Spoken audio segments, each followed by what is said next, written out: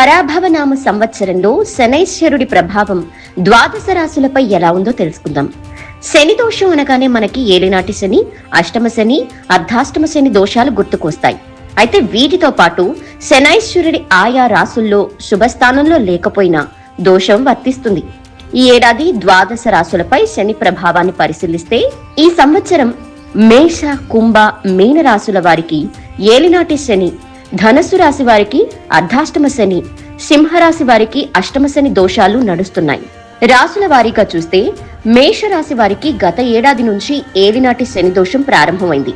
ప్రస్తుతం మొదటి దశ కొనసాగుతోంది. చిన్న చిన్న విరామాలతో 2032 మే 30 దాకా కొనసాగుతుంది. అలాగని భయపడాల్సిన అవసరం లేదు.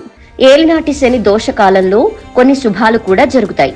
చిన్న చిన్న పరిహారాలతో అవాంతరాలని అధిగమించవచ్చు. ఈ ఏడాది మేషరాశి వారికి శని 12వ స్థానంలో ఉన్న కారణంగా అధిక శ్రమ, అనారోగ్య సమస్యలు తలెత్తుతాయి. ప్రతి విషయంలో ఆలోచించి నిర్ణయం తీసుకోవాలి. జాగ్రత్తలు పాటించాలి. నిత్యం శని ధ్యాన శ్లోకం పఠించటం శ్రేయస్కరం. శనివారాల్లో నవగ్రహ ప్రదక్షిణలు చేయండి. శివాభిషేకం కూడా మేలు చేస్తుంది. వృషభ రాశి వారికి ఈ ఏడాదంతటా శని 11వ స్థానంలో ఉన్నాడు. ఏకాదశ స్థానంలోని శని శుభాలనిస్తాడు. ఈ కారణంగా ఆర్థిక ప్రయోజనాలు సిద్ధిస్తాయి. గౌరవ మర్యాదలు పెరుగుతాయి. సంతానాభివృద్ధికి సంబంధించిన శుభవార్తలు వింటారు. ఆరోగ్యం బాగుంటుంది. అదృష్టం వరిస్తుంది. మిథున రాశి వారికి ఈ ఏడాది మొత్తం శని 10వ స్థానంలో ఉన్నాడు.